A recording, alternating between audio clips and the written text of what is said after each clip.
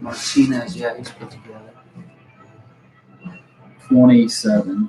Is that Alexander He's kid? right here. Yeah, he's freaking Big legs. Oh my God. Hey, what's up, everybody?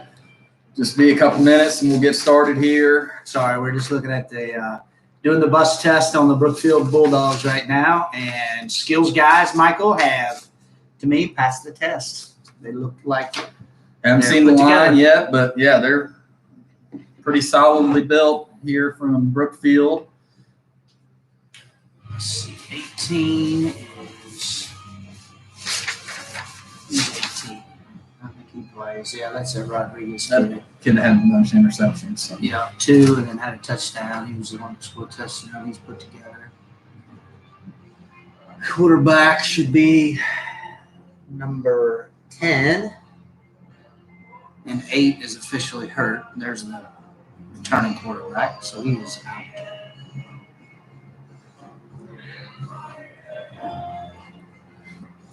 All right, we'll let a couple more people get on here, and then we'll get started.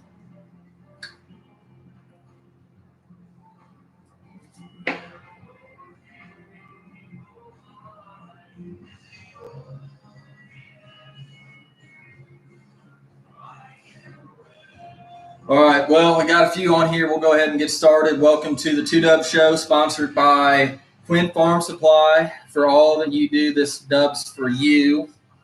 Again, we want this to be interactive. No negative comments. We're talking about we want this to be positive for all of them. We're trying to promote the young athletes out here.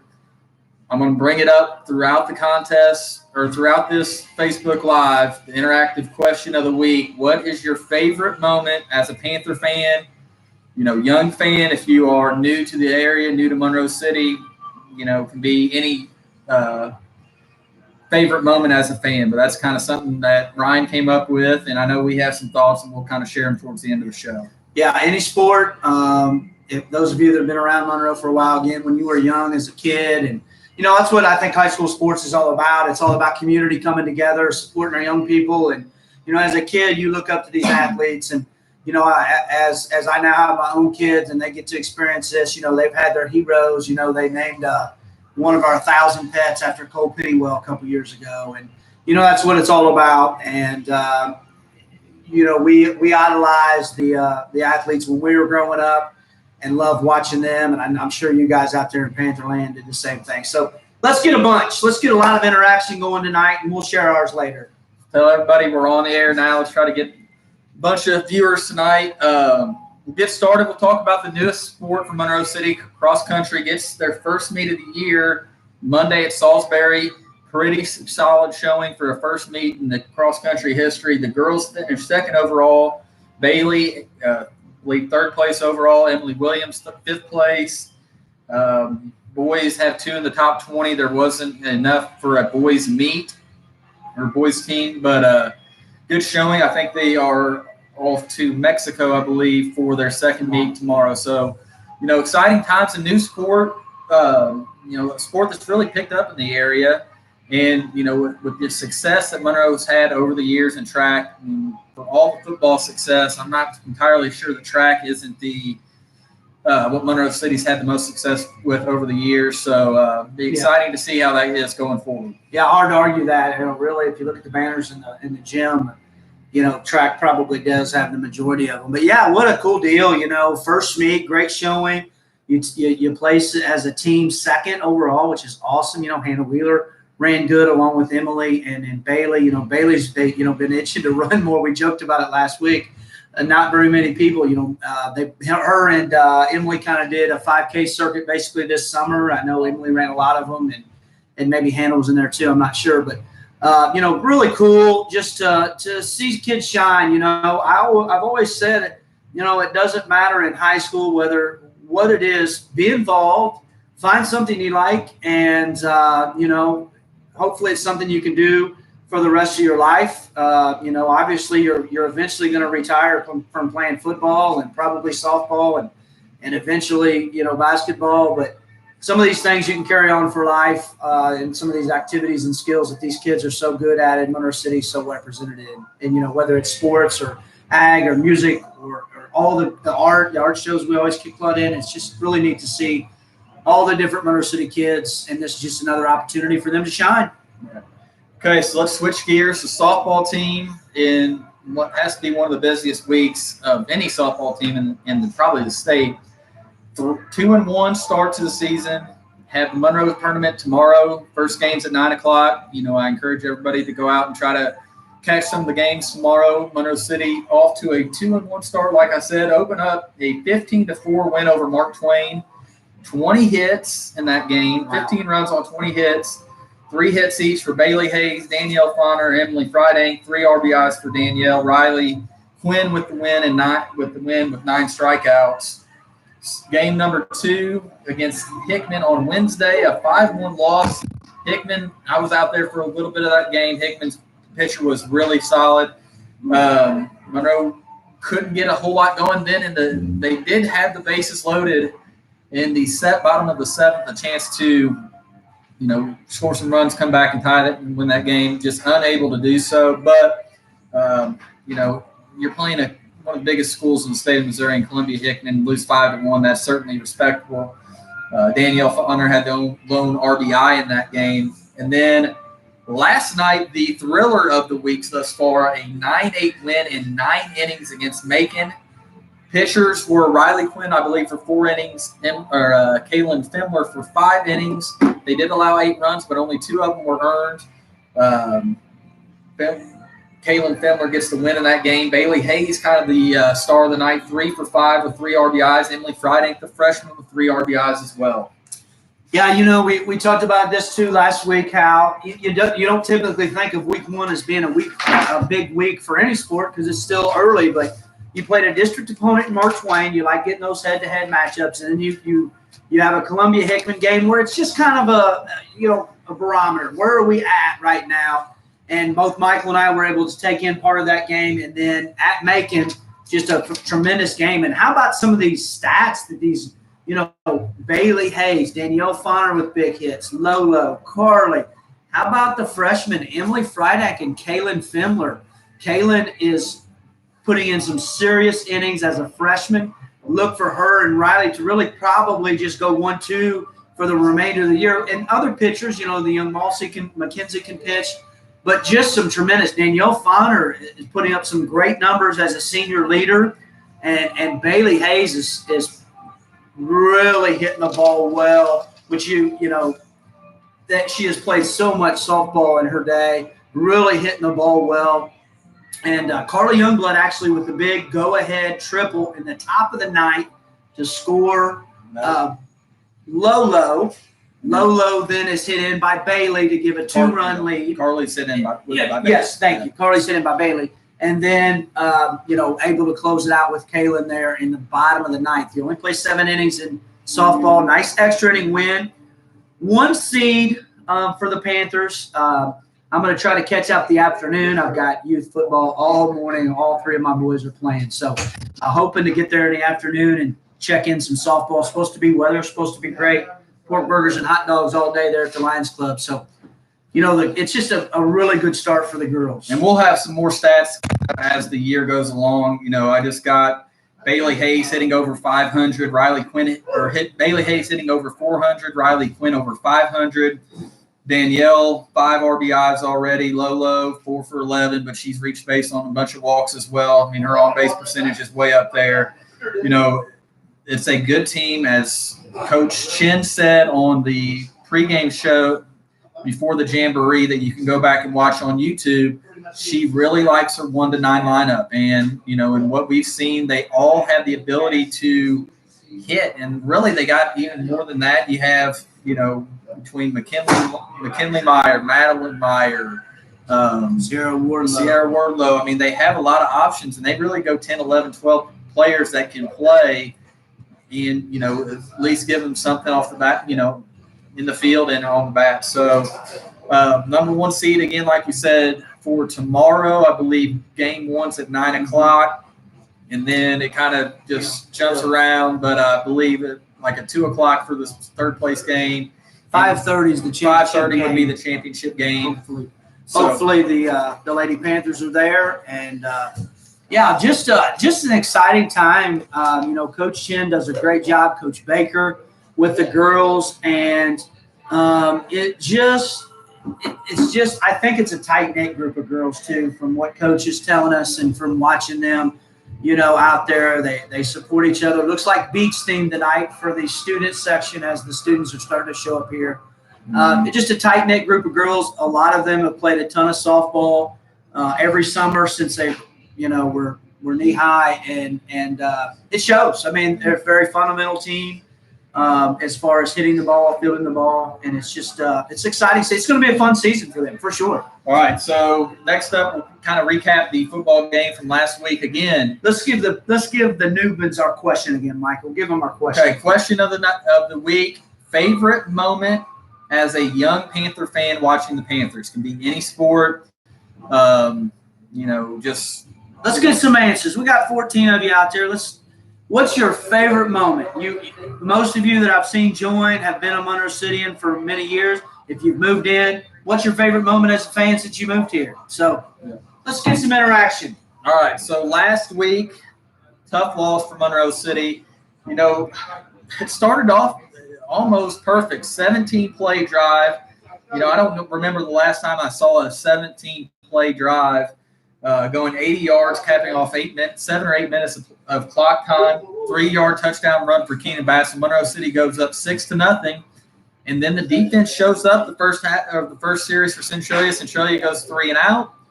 Come around the muff punt. Centralia is able to capitalize on the short field and go 27 yards. Made it 7-6.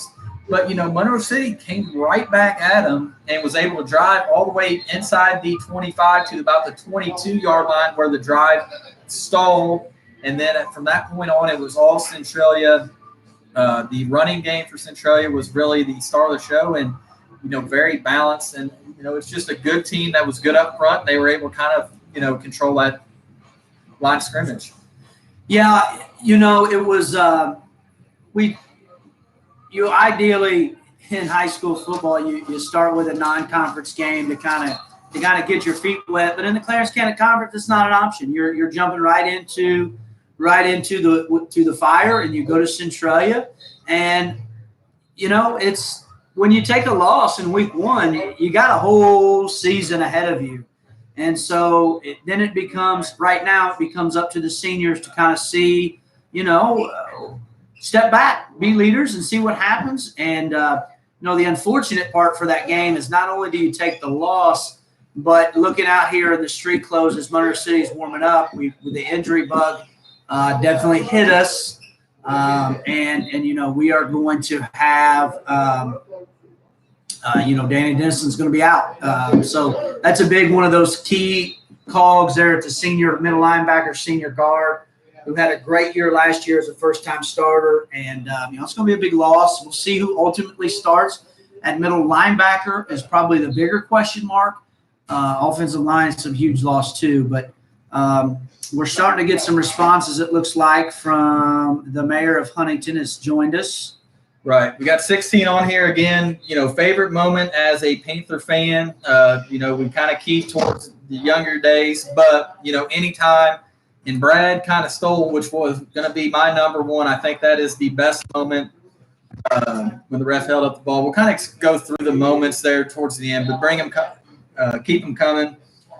For Brookfield last week, the Brookfield Bulldogs, deja vu all over again as they play against Palmyra, a 7-6 loss, a 7-6 loss to Palmyra, a game where Brookfield just dominated the game by any statistical measure, but just unable to capitalize when they got the ball deep. 0 for 5 in the red zone in the first half. They were about 2-1 yardage over Palmyra and just unable to capitalize once again. And, a symbol of last year's team, a 1-9 Brookfield team that the first 3 games of the year had allowed 24 points and were 0-3, and that kind of spiraled for their entire season. But a lot of optimism from Brookfield, a new offense, the flex bone, maybe my favorite offense of all of any offense to watch run when it's run well. I asked Coach Kirby, I said, have you coached against the flex bone? He said he had a few times. I don't remember seeing it in high school. There are variations of it where you'll run the option out of the double type, but the flex bone is what you see out of the service academies. Georgia Tech under Paul Johnston kind of, mastered it. And, it's you start double wing, a lot of fast motion. Every play has fast motion. You're running really quick option, and the fullback is the key, and that's where Brookfield is going to be led by their fullback. Yeah, you see it as an equalizer when Army and Navy take on one of the big powerhouses. They either figure it out. It takes them a while. There's my man Jonathan Saxbury just walked in. What's up, Sax? And it also, if they figure it out at all, it usually takes them most of the game to figure it out, and sometimes they don't figure it out ever. And so it's a real equalizer. The beauty about seeing the flex bone with the new offense right now from Monroe City is they're seeing it week 2 as opposed to week 9 or 10. And like Michael said, 0 for 5 to start the game in the red zone, and that's with a missed field goal. Ultimately, they score a touchdown. First, missed the extra point, and that's the difference in the game. Palmyra really, from everyone that I talked to, I worked over by Brookfield and talked to a Brookfield native this week at work. And, he said that we dominated the game other than the score. And ultimately, that's the one you're judged on. But just like last year, this is a humongous team. And we're looking at them right now. And they certainly passed the bus test. I mean, they look like football players. The coaching staff really high on just they said there's no standouts. But it's just a group of guys that have come together. They like to work. They love to hit. Usually when you get those combinations of things going, good things happen. So it's going to be a tough matchup for the Panthers. I agree. So, again, favorite moment. We've got a couple in. Just favorite moment as a Panther fan for those that are watching on YouTube or on Facebook. Type it in. Let us know what your favorite moment is. And then at the end, we'll kind of go through what you all say. We'll give you ours and, kind of talk about some of the great moments that the Panthers have had that we've witnessed as a fan. Let's talk about the other CC action of last week. South Shelby, a 16-12 winner over Bowling Green. Nice win for the South Shelby Cardinals there. Clark County, 42-6 over Highland. Really dominant offensively from the stats I saw. About 200 yards passing. Lapsley had 100 yards plus rushing. Macon Kirksville, maybe the most surprising score. Macon, a team that we had kind of talked about being a pretty solid team, but no one really knew about. You lose one of the best quarterbacks in the area in Nash Waller. You lose your starting running back. They still have the best lineman in the area, and they looked really good against Kirksville, winning that game in overtime, 28-20. This week, Highland at Macon, a game that Macon's probably going to be the big favorite there. Palmyra at Bowling Green, intriguing game. Coaching clash between 2 coaching best friends and Kevin Creedemeyer and Kevin Miles there in that game. South Shelby and Putnam County. And then the game of the week, Clark County at Centralia. So that's the game that we're going to kind of keep our eyes on. Centralia, by all media calculations, is the favorite in the conference. Centralia, I think, has a lot of confidence after how their game came out against Monroe City. So it's going to be interesting to see what happens there. I believe that game is in Centralia. Yeah, it is. And we're getting more and more people. So reminder, guys, Facebook Live, YouTube. We've talked softball. We talked cross country earlier in the show. So if you missed any of our talk, you can always go back on YouTube or Facebook Live and check those out. Great start to the season for the softball team. Great start to the program, period, for the girls cross country. And, the freshman Cabot runner for the boys did a great job too. So just a fun times all around, as always, as Panther fans. Big slate tonight, big in the conference. But as you mentioned, the big one, Michael, we'll keep an eye on that. Anybody that's got scores, reminder, text me. Michael's phone is used for the radio. Text me scores. I'll be checking Twitter as I can for scores. And, again, what's your favorite moment as a young Panther fan? All of us remember that are my age, sitting over in the grass at the old field. What's your favorite moment if you've moved into town? What's your favorite moment thus far as just being a Panther fan? Any sport, anything. We'll give ours here shortly.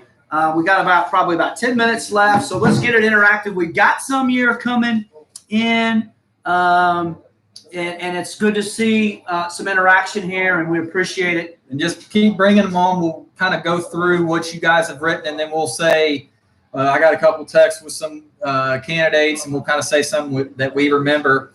Next segment, we'll go through the Mayor of Huntington rankings. We'll do a little preview of the game tonight, a little bit more in depth, and then we will go to those highlights before we sign off here. The Mayor of Huntington, Brad Williams, his top 10 for the week in Class 2. Number 1, Lutheran North. Number 2, Cardinal Ritter. They play tonight. So that will be the game of the class in St. Louis. And they should be 1 and 2 even after tonight's game, in my opinion. Number 3, Lamar, who had the big run before getting knocked off last week. Maryville is number 4 and 0-1. Deceiving 0-1. They lost to Blair Oaks. Blair Oaks, they're still for real. I mean, you lost a couple, all-timers in that program. They're still really, really good, and they still got a Herrick quarterback that good luck with that team in the next 4 years. Please stay Class 3. Yeah. Number 5, Lathrop. Number 6, Clark County. Number 7, Ava. Number 8, Centralia. Number 9, Macon. And number 10, Summit Christian. All of those teams are 1-0 except for Maryville with that loss to Blair Oaks. So yeah, that's pretty good rankings, I think. Pretty good with that. So, let's talk about the game tonight. I think if you are a Monroe City fan, the thing you have to be worried about is Centralia, a spread team by nature, how they got their statistics was up the middle running the football. They had a couple outside runs, but basically it was tackle to tackle, about 15 yards a carry on 4 double handoffs, but quarterback run, running back run, a lot of things up the middle. And for any team that runs the option, especially a flex bone, if you can't stop the fullback, it's going to be a long night. And Brookfield has a good fullback. Last week, he ran for 124 carries for 106 yards. And he is put together. Yeah, and he looks good out there. 19 tackles defensively. It just kind of shows you what kind of player he is. So when Brookfield has the ball, Monroe City is going to have to come up with some sort of scheme to stop the fullback. And offensively, again, double wing, motion every time. So they kind of spread the carries out. Alexander's going to be the workhorse. Expect him to get 20 to 25, maybe even upwards of 30. They are going to use every second in the play clock virtually every time. Other running back with the most experience and the guy that scored the touchdown, Gabe Rodriguez, also had 2 interceptions defensively, is 8 carries for 41 touchdowns and a TD. Carson Beckman, the quarterback, actually is the second-string quarterback. The returning starter is actually out, undisclosed injury. They think probably out for the year. Unfortunate for that young man. There's a slight chance he comes back at some time. And then he had 10 carries for 44 yards. And then the other wingback, Dawson Baker, only 3 carries but 28 yards per carry. So kind of like the Aaron Plum, Gage Bottoms in the Monroe City offense the last couple of years. Not a lot of carries, but usually high per carry average. So it's an offense that it's impossible to run an efficient scout team. Impossible. You just can't do it. You cannot duplicate it in practice. You just, if it's a spread team, you can put one of the coaches back there to run the quarterback and throw it around.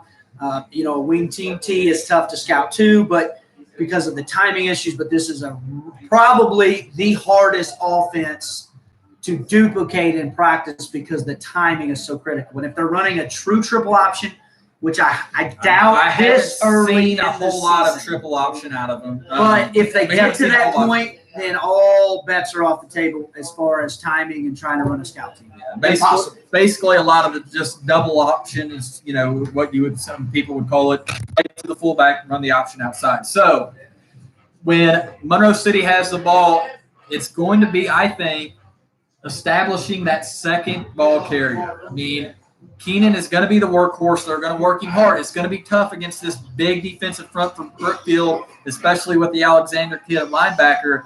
But I think it's going to be having a secondary outlet, whether it's throwing the ball 10 times and trying to, use your athletes on the outside. Plum, Battle, Talton, whoever that is, we need to establish that, home run threat. The thing with Osborne, you're not going to get another Zach Osborne. He's one of the greatest we've had play at Monroe City. But, we have to have somebody that will take some of that heat off of Keenan and allow him to, just work his 20, 25 carries downhill. So, yeah. And we'll talk more about Keys to the Game on 107.5 The Lake. Please join us if you're not at Langford Field. Even if you are, you can join us via your phone on the TuneIn app. But we've only got a few minutes left. So the question of the day has been, as a young Panther fan, or if you moved in, what is one of your favorite moments? And let's go to some that have been contributed first. So the first one, and it's my favorite moment as a Panther fan of all time, 1996, the greatest playoff run in Monroe City history is great game after great game after great game. Herman, unbelievable Herman team in the snow were able to beat Niall Foodie. And what's up, my man? And then Palmyra that year, which we'll go through because that's another memory. But my favorite memory, Monroe City against John Burroughs, goes into overtime. Monroe City drives down and scores. John Burroughs gets a penalty, 4th down, going for it, throws the ball up. Somewhere near, it is caught near the line, near the first down marker. Big hit by Orville White, I believe, to keep him from getting the first down, and it was silence. The entire crowd silence at Old Langford Field. The official is scooting everybody away, trying to see the first down marker. Then he holds up the ball to show the game's over, and pandemonium. Crowd going nuts. J.R. Chisholm on the PA going nuts. Everybody's on the field. Just, one of the all-time greatest moments for me. Brad also says the battle between the Impson girls and Palmyra basketball, some years they played 5 times per year in the 90s. Still do now, but just epic battles, lots on the line every time.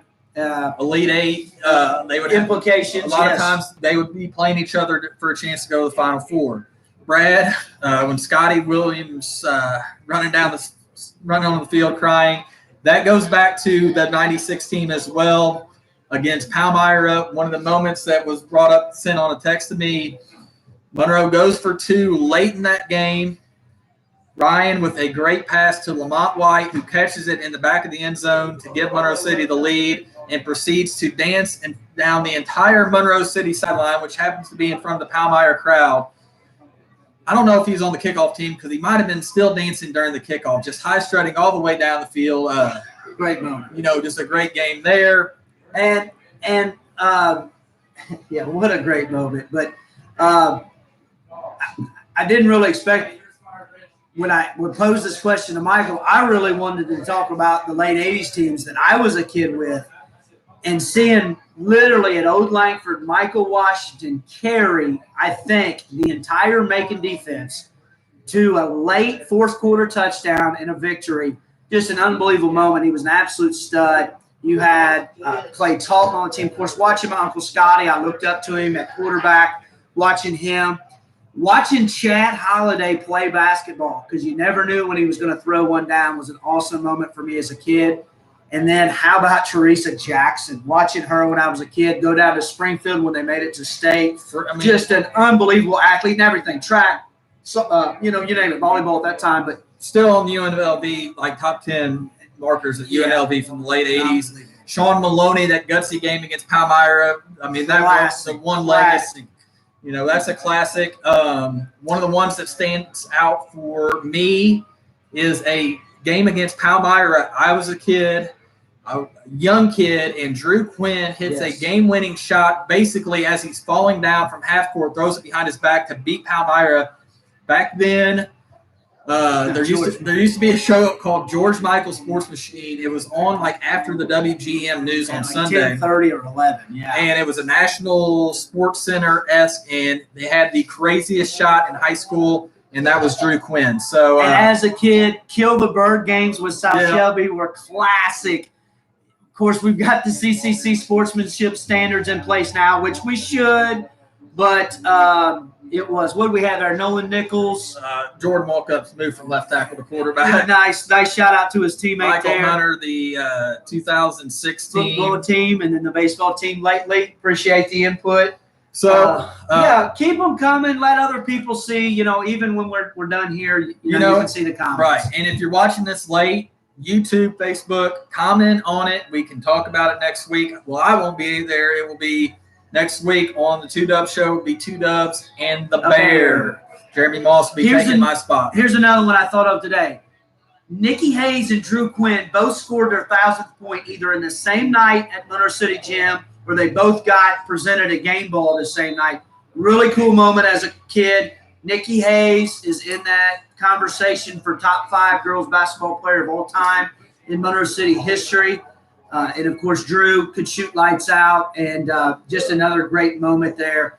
And again, like we talked about at the beginning, this is, my kids now get to have their moments. Michael's kids have their moments. And just think about the recent history that our kids have got to watch. They've got to watch the Cole Pennywells and the Jada Summers of the world. Zach They've got to Osborne, watch Blake Hayes. Name that entire senior Mac class. West at softball. Skylar Cobble, Rachel Smith. Just a phenomenal group of kids. A state championship they've watched, district championships in basketball. It's just been great run for our kids, and that's what we think about when we think back to when we're kids. Because high school kids, if you come back and watch this later, you are looked up to. They are watching. The little kids of our community are watching. You are their heroes, whether you want to believe it or not. That you are. So keep doing what you do. Keep representing Monroe City to the fullest. You're doing a great job. Cross country, softball, and football going on right now. Academics, everything. Yeah, everything. So the band will play tonight, and the cheerleaders have been doing great too. It's always a fun time in Monroe City. The tailgates are going strong. At least one here in the parking lot, at least 2 over at Lions Club. This is what it's all about, guys. We appreciate you joining us. And we're running late, so we're going to have to sign off again. Thank you all for joining us. Thanks, Quinn's Farm Supply. Thank you. Go to Quinn Farm Supply. We thank them for their sponsorship. Again, tell people to watch this. If you're watching after, give your comment. This is something we've really been interested in, and everybody may have a little bit different. We're all different ages, all different players. So, our Uncle Jay said the Hagen boys dunking at Holy Rosary. So that takes it back a ways, but still, he's a little older than us, but he still remembers those moments. That's what it's all about. And thank you, guys. Signing off. Thank you.